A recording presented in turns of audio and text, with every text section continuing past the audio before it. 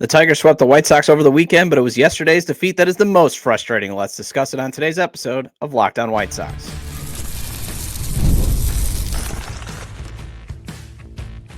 You are Locked On White Sox, your daily Chicago White Sox podcast. Part of the Locked On Podcast Network, your team every day. Hello, I'm your host, Todd Welter, a lifelong Sox fan and the site expert at SouthsideShowdown.com, part of the FanSided Network. And also, I've covered Major League Baseball for outlets such as the Associated Press. And thanks for making Locked On White Sox your first listen every day, part of the Locked On Podcast Network, your team every day. Make sure to hit the like button on today's episode. Subscribe to the YouTube channel at Locked On White Sox if you've not done so already, and also follow or subscribe to the show wherever you get your podcasts. Well, it's not a surprise the White Sox got swept by the Tigers. Losing a lot is going to happen this season. However, Friday and Saturday's defeats were surprising because of poor starting pitching, while Sunday was just straight out of 2024. So let's discuss why it was frustrating to see the White Sox get swept. Then owner Jerry Reinsdorf is making it clear the team is not for sale. However, let's discuss why his stance may not matter and how it's once again Jerry being selfish. And finally, it's Monday, so that means a Minor League Monday report. Let's go over how the team's future did as all the minor league affiliate seasons have started. Today's episode is brought to you by Game Time. Download the Game Time app, create an account, and use code LOCKEDONMLB for $20 off your first purchase. So losing Friday and Saturday wasn't so frustrating as Jonathan Cannon and Davis Martin. They're going to have some bad outings, okay? Plus, those are hard outings, speak more to how they are, again, more back-end rotation pitchers. That's their floor. Their floor should be, solid number 4, number 5 starters. And all you can ask for them is giving the team a shot to win. And even then, every pitcher has a day where their command is not there, especially at Comerica Park against a lineup designed to manufacture runs. That is, I've talked about how the White Sox ideally should have in their lineup 5 power hitters, 3 bat-to-ball guys that can run the bases, and a catcher. Well, at Comerica, it should be the opposite. They should have like 3 or 4 sluggers and then a whole bunch of bat-to-ball guys with just how spacious that outfield is. It is more of a pitcher's park. Now, granted, they have moved in the fences a little bit to where you can have a little bit more power, but it's still very expansive in that outfield. And the Detroit Tigers have constructed a lineup that is very, very good to Comerica Park. Now, Martin Perez, he had a great start on Sunday. The offense at least spotted him a lead, but it was the bullpen who ruined everything by not being able to close the door on the Tigers. And in a season where you want to at least see some improvement from 2024, that was the defeat that stings the most. Because, again, what was one of the reasons why 2024 was so historically awful? The bullpen could not protect leads. And it also spoke to how flimsy this bullpen was constructed in the offseason. Sunday was looking to have more of a narrative of, this is why you send a veteran like Martin Perez over, say, Chris Flexen, in that Perez has a history of getting outs and has a history of sometimes being very good, even making an all-star, appearance, where Chris Flexen, for example, he is your typical innings eater veteran pitcher. He's going to go out. He's going to give you a 5 ERA. He's going to put guys on base, and you just got to pray that he minimizes the damage. And maybe that's where Jonathan Cannon's career is going, but he might be just a little bit better at it than, say, Chris Flexen.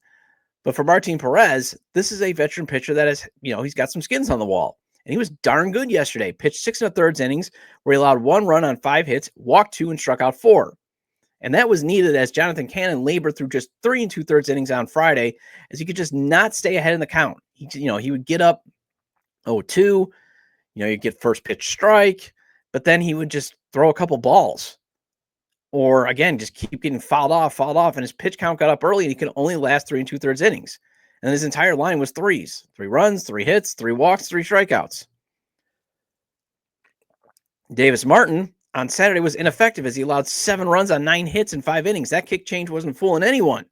So it was good seeing Perez get the starting pitching back on track after 3 straight dud performances, because remember, Sean Burke was not good at all on Wednesday against the Twins.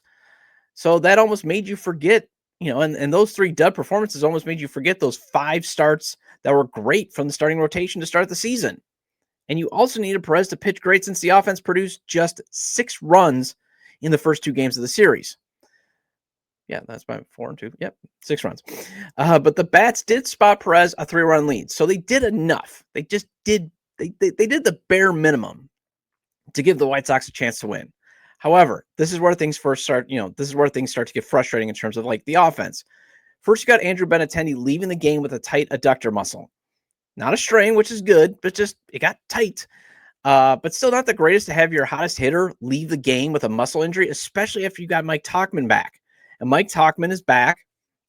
Travis Jankowski, he got DFA'd, but he automatically provided a professional leadoff hitter. He took 26 pitches in the game. I believe it was CHGO White Sox podcast had that stat up on X. But then you get to the frustrating part. Will Venable made what I would say is his first managerial blunder. Now, you could argue putting Shane Smith out for the 6th last Tuesday and then not having a bullpen arm ready once he put some runners on the 6th. That might have been his first blunder, but I'll be fair to Venable on that, since Smith got the first 2 outs of that inning when the Twins scored that those 5 runs, and he ran out of gas so abruptly. I mean, through 64 pitches, he was throwing some heat, and then his velocity just died in the next 9 pitches. That's kind of hard to be like, okay, we got to get somebody up, because it was just so sudden and so abrupt. But this is where I think he had his first managerial gaffe. He asks Brooks Baldwin to lay down a sacrifice bunt in the 4th with runners on 1st and 2nd. That's bad process, especially when Sean Anderson and Chuck Garfien tweeted this out. Sean Anderson tweeted out the response to Chuck Garfien. So here's what NBC or CHSN's Chuck Garfien had on April 5th. Crazy April stat. Brooks Baldwin has more RBIs than Juan Soto, Bobby Witt Jr., and Shohei Ohtani. And that's at Chuck Garfien. This is what Sean Anderson, former host of the show and now the host of the CHGO White Sox podcast, tweeted then yesterday. At Sean_W Anderson, and for those watching on YouTube, I have it up. Will Venable had this guy lay down a sacrifice bunt with runner in scoring position and no outs. I mean, I sort of get the logic, especially for you bunt purists. You want to take out the potential of a double play, but Baldwin is 3 for 10 so far this season, and 4 of his 5 RBIs have come with runners on. So instead of maybe asking him to lay down a bunt to eliminate the entire potential of a double play, maybe you make just sure he's looking for a pitch that at minimum he can fly out. He can fly out so everybody can advance. Maybe try that if you're worried about the out. And if you're going to giving up 1 out to avoid 2, I'm in the school of you're taking out just so many variables just to avoid the worst case. That's why I am on the side of you should only be bunting if you're the home team, bottom of the 9th and later. Or you are a speedster and you are trying to figure out any way you can get on base. Fine. I'm okay with bunting and especially no outs. Otherwise, I'm in the school. I am in the school of you're just taking out so many variables just to avoid the worst case. I mean, if you get the ball in the air, like you said, you still got a chance to move the runners. Ball on the ground, you still have a chance for an error. Sacrifice bunt, you are already literally taking the bat out of the guy who's tied for 2nd in RBIs. Plus, he's a lefty. Okay? So if you're looking at a spray chart, he's going to hit the ball to right field. So you're automatically taking out the fear of, well, if he hits one to left, that potentially could be a screamer to third base. We've seen that how many times just in baseball in general. Screamer to third base, you get the lead runner on at third. I can understand that fear. But again, he's going to hit it to right. And as long as he doesn't skull one to second base, even if he bounces one, there's still a chance that maybe he just gets a force out. So you can still play for 1 out, but you took out so many variables. Again, bunting, only acceptable. Empty bases and you got a speedster bunting to get on, or you're the home team, game is tied in the bottom of the 9th and beyond, and you're only playing for 1 run. That's it. Otherwise, you've been so terrible. And that's the other thing. On Saturday, one of the reasons why the White Sox lost was they could not cash in on maximizing their scoring chances. They got 1 run in the 1st inning, and I believe they only got 1 run in the 5th when they had multiple runners on base. You just can't then self-inflict that you're going to say, I'm only taking 1 run. Your offense is not good enough. And I get runs are so valuable because your offense isn't good enough, but you shouldn't be minimizing any potential for your offense to maximize its runs. And again, they only got a run in that inning because Jacob Amaya hits a sacrifice fly, but Michael A. Taylor, he flies out to end the inning. But still, it's a 3-1 lead. The bullpen should have held it down. But after Mike Clevenger walked 2 batters in the 7th, And hey, a mid pitcher not being able to come through it with the leverage, who would have saw that? You got the feeling that it was inevitable that one of these arms is going to blow the lead on the bullpen arm, out of the bullpen. You just got that feeling. And yes, Clevenger bros, I know he got the first 2 outs, but still, I'm going to get to why he had a mid performance. And one of the reasons why you felt like it was just inevitable that the bullpen was going to blow it was the bullpen issued 6 walks. The pen just didn't throw many strikes outside of Cam Boozer, who got that huge K to end the 7th inning threat and bail out Mike Clevenger. Strikes out Riley Green and only throws 4 pitches. 3 of them were strikes. But in terms of everybody else, Clevenger threw 15 pitches, only 4 for strikes. Murphy, Penn Murphy throws 19 pitches, 11 for strikes. Frazier Ellard, he throws 18 pitches, 10 for strikes. Jordan Leisure, 10 pitches, 5 for strikes. So that's 62 pitches with only 48% of them going for strikes. That isn't going to beat the Detroit Tigers. I'm sorry, it's just not. And while I was fine with the team not spending a ton of money in the offseason on the bullpen, I get the argument. And James Fox, he tweeted this out from Future Sox that I thought it excellently captures the argument of why maybe the Sox should have just spent a little bit more money. This is at James Fox 917 for those watching on YouTube. I've got the screenshot of the tweet. I wanted the hashtag White Sox to spend money on 2 good relievers for the back end of the bullpen. It would have allowed them to win some of these close games and trade them at the deadline. Jerry Reinsdorf wasn't interested in spending any money, however. And, especially when it comes to the one thing you want to be watching from Murphy, Boozer, and Bryce Wilson is you want those 3 guys to perform very, very well because you want a good trade return that brings in more William Bergolas and potential good prospect bats like a lot of the teams got at the trade deadline last season. And right now, Murphy has 2 clunkers out there. So maybe spending more than $1.5 million on Wilson and trading just a few lottery ticket prospects for Boozer and Tyler Gilbert would have been a better idea, especially since Leisure, he hasn't gotten anyone out since May. He's been terrible. He had that strong April last year where you thought, man, this guy's the closer of the future, and he hasn't gotten anybody out since then. And he came in relief in the 9th inning after Frazier Ellard puts 2 on, and he cannot come through. He just can't. And he blows the game as Spencer Torkelson hits, he walks in a run, and then Spencer Torkelson hits the walk-off double.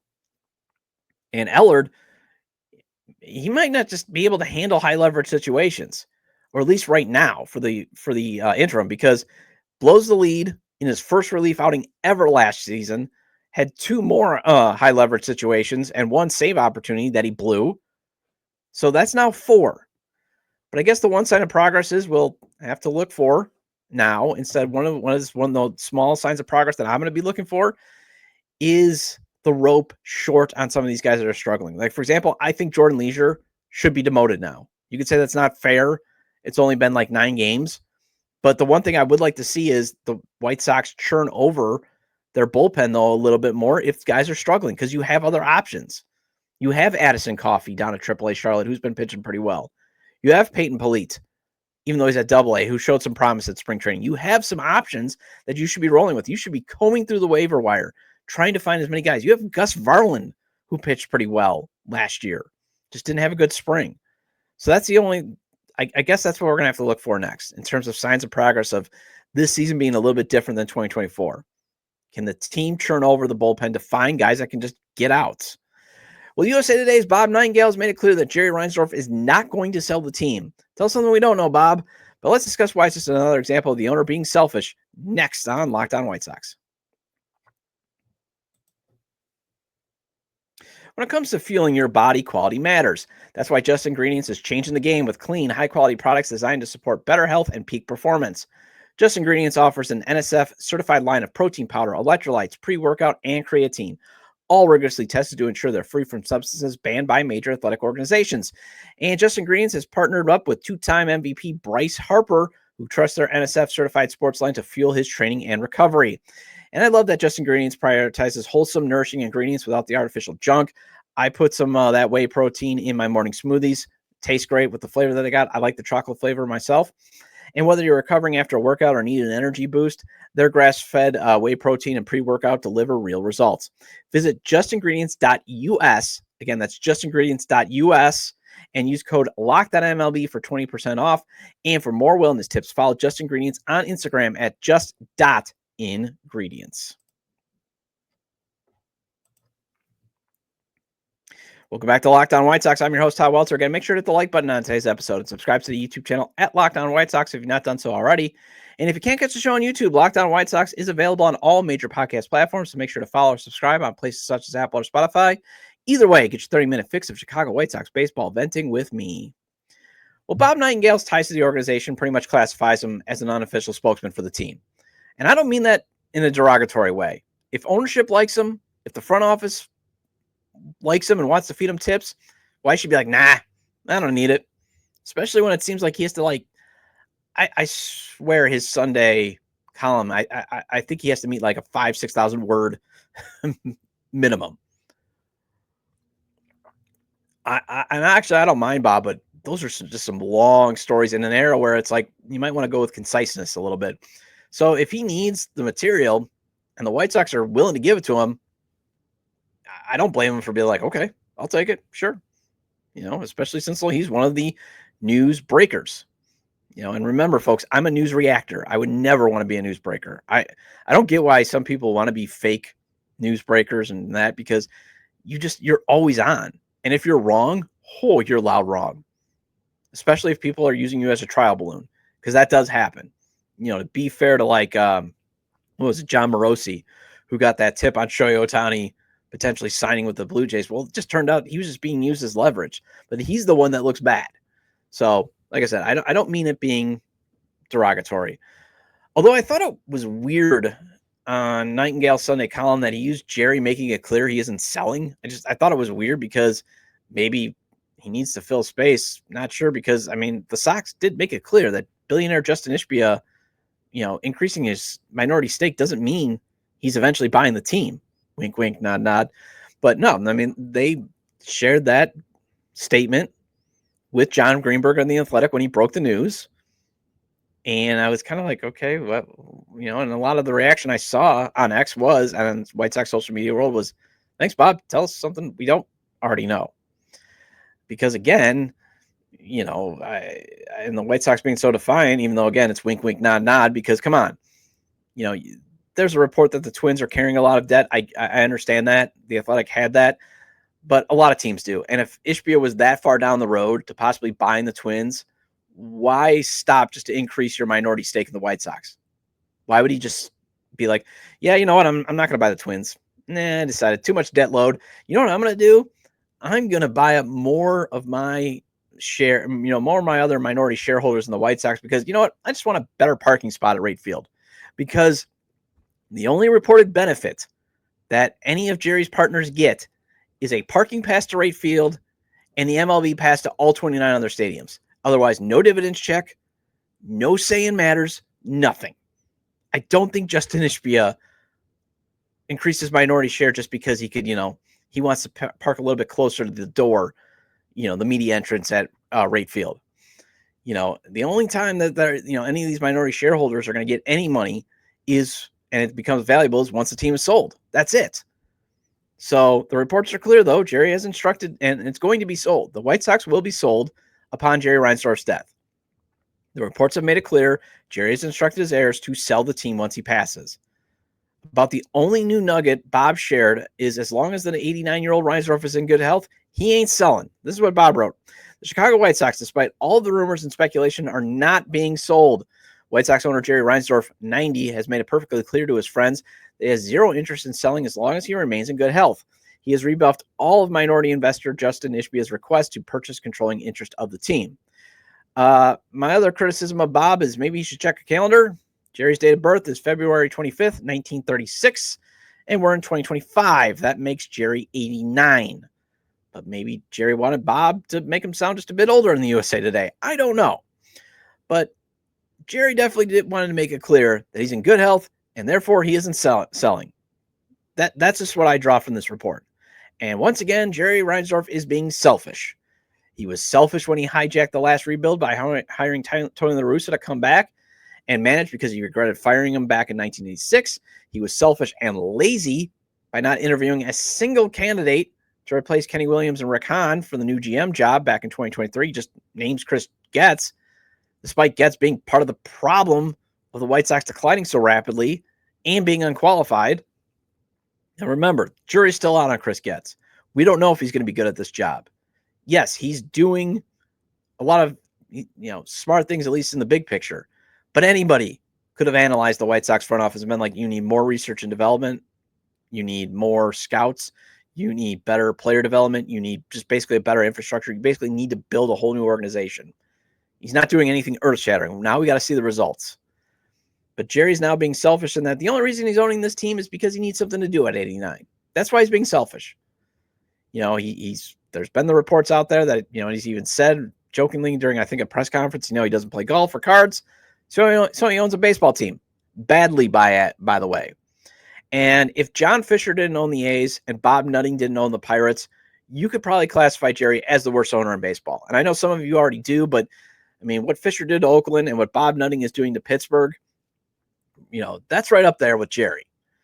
Because Jerry's just bad and lazy at being an owner. That's just my contention. That's what he is.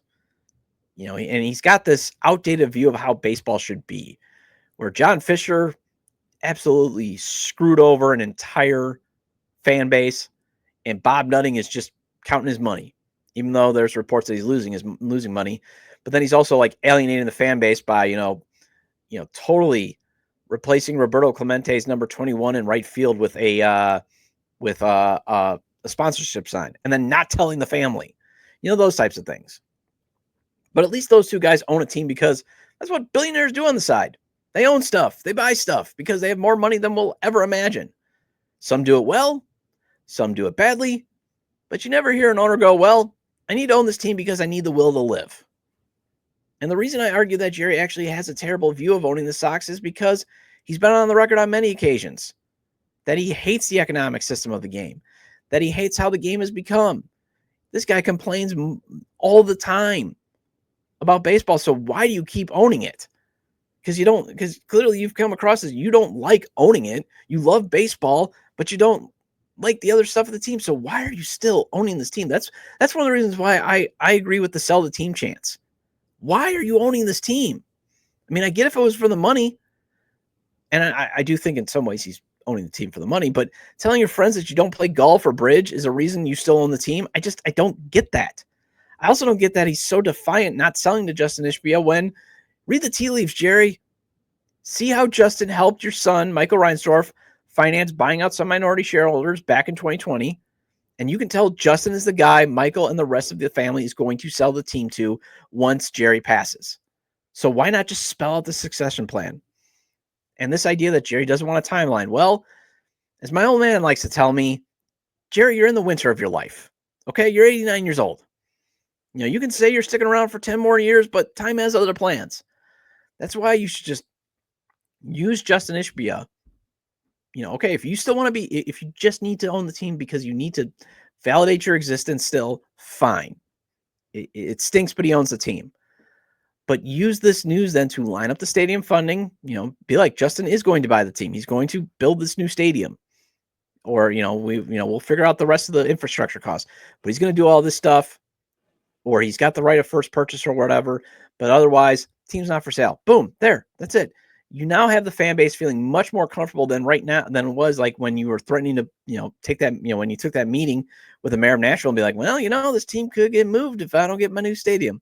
I'm just saying that. And if Jerry's worried his heirs are going to get lowballed, well, that is Michael and the other heirs' decision, not yours, Jerry. It is Monday, so let's do a minor league Monday report. And one top 10 prospect is making a strong case to get called up. And let's discuss that next on Locked On White Sox. There's nothing better than catching an MLB game live, the crack of the bat, the roar of the crowd, and the smell of the ballpark food. And if you're looking to go last minute, Game Time makes getting tickets even easier than ever. With last-minute deals, all-in pricing, and the lowest price guarantee, Game Time takes the stress out of buying MLB tickets. Plus, ticket prices drop as Game Time gets closer, meaning you can score an incredible deal. Game Time is the official ticketing partner of Locked On. And even though Garrett Crochet is no longer likely to pitch this weekend when the Boston Red Sox come to town, I can count on them to help me find tickets that meet my needs if I still want to check out a talented team playing the White Sox this weekend. The Game Time pick features makes finding the best deals effortless. It filters out the fluff and highlights the top discounts in the stadium. And I love that I can preview my exact seat before purchasing. No bad surprises when I get to the stadium. Take the guesswork out of buying tickets with Game Time. Download the Game Time app, create an account, and use code LOCKEDONMLB for $20 off your first purchase. Terms apply. Again, create an account and redeem code LOCKEDONMLB for $20 off. Download Game Time today. Last minute tickets, lowest price guaranteed. Welcome back to Locked On White Sox. I'm your host, Todd Welter. Again, shout out to all the everydayers. I appreciate your loyalty. Please hit the like button on today's episode and recommend to your fellow Sox fans or baseball fans, friends, to subscribe to the YouTube channel at Locked On White Sox, wherever they get their podcasts, as this show is available on all major podcast platforms. Hope you had a great weekend, despite the White Sox getting swept.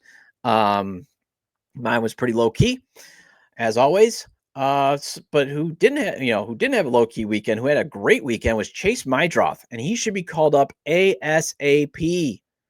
The modern-day Greek god of walks went 3 for 3 with a two-run homer, 2 RBI, 2 walks, and 4 runs scored in the Knights' comeback win yesterday. He is off to a 1.250 OPS start through 7 games, a .500 on-base percentage. And I'm not sure what is left to be gained for him by staying down in Charlotte, especially when Jacob Amaya can hit. And it seems like the White Sox are committed to having Brooks Baldwin be more of a super utility everyday player. I think they're trying to think maybe he's our Ben Zobrist or Tommy Edman, that type of guy that they had him playing right, even though his arm isn't very strong, but he can at least maybe track down the ball. They've had him at second, they've had him at short, they've had him everywhere. They're just going to move him around, and it's not like Lenyn Sosa is doing a ton to warrant keeping the team's number 8 prospect in Charlotte. Sosa has a .560 OPS to start the season. At some point, you have to get off the Lenyn train. At some point, we've got to stop this Godfather 3 quote. It's time to end it. And you have to realize you could potentially have something better in Mydroth in your lineup. And the middle infield for now should be Mydroth at second, Baldwin at short, with Amaya as a late-game defensive replacement. Keyword, late-game defensive replacement. I'm not counting on Amaya's bat, ever. What I am counting on, though, is can you get those outs at the end of the game so that, this team can actually close teams out eventually. There, solve the problem. Other notes to go over now that all the affiliates have kicked off their season. Top prospect Noah Schultz, he didn't have the greatest opening day start for AA Birmingham. Pitched his customary 4 innings, but allowed 4 earned runs on 8 hits, did strike out 5, but a lot of those hits were just bloop singles, found some grass. The team's second best pitching prospect, Hagen Smith, he was more impressive for the Barons with 4 innings pitched on Saturday, struck out 10, although did walk 4 and allowed 1 run. Top hitting prospect Kyle Teal had a quiet weekend after having such an amazing opening series for the Knights last weekend. Went 2 for 22, walked 5 times in a 5-game set against AAA Norwich. Shortstop Colson Montgomery's slow start continues as his slash line is .097, 200, 194 with 18 strikeouts. He went 2 for 16 with just 2 walks against Norwich. The team's number 5 prospect, though, Brady Montgomery, finally played his first professional games. Remember, he was drafted by the Red Sox in the first round. Comes over in the Garrett Crochet trade, but he did not play professional baseball after suffering a broken ankle in the College World Series Super Regional. So this is his first taste of professional ball officially. He did play in spring training, but he was impressive for Low A Kannapolis this weekend as he went 3 for 12 with a home run, 2 runs scored, 2 stolen bases, and 7 RBIs. Number 6 prospect Edgar Carroll had a nice series against Norwich as he went 6 for 18 with a homer and 4 walks. Birmingham got rained out yesterday, so I'm assuming that is why Grant Taylor has not debuted yet. One of the Sox top pitching prospects. I would assume, although I could be wrong because the probables have not been released yet, I'm assuming he's going to start tomorrow. But there's one little nugget that I actually think is pretty huge, and that is catcher Omar Narvaez. He is back with the White Sox organization, and he agreed to go to AA. So that's where he's at. And having a veteran catcher like him to help work with Schultz, Smith, and Taylor, that's huge. I think that's big. Plus, you also have organizational depth piece Adam Hackenberg down there, too, who's played a lot of minor league baseball. And I like how the organization is helping make sure their 3 most important pitching prospects in the organization have a good resource like Narvaez to help them learn how to professionally prepare for a game. Well, that wraps up this edition of Locked On White Sox. Thank you for making Locked On White Sox your first listen today. For your second listen, check out the all-new Locked On MLB Game Night. Every game, every night, all season long. Get local analysis on a national scale. Find MLB Game Night on Locked On MLB on YouTube or wherever you listen to your podcast. And I'll be back tomorrow with Kyle Williams of the Chicago Sun-Times as he has taken over covering the team from Daryl Van Skouwen. Want to get his take on how the team is looking early into this season. Feel free to leave comments about today's discussion regarding the White Sox getting swept by the Tigers, Jerry Reinsdorf being selfish, and this week's Minor League Monday Report. You can leave them at the episode page on YouTube, X, formerly Twitter, at ToddJDub, or at Locked On Sox, or you can email me, LockedOnWhiteSox@gmail.com. Have a great day, and I'll see you tomorrow.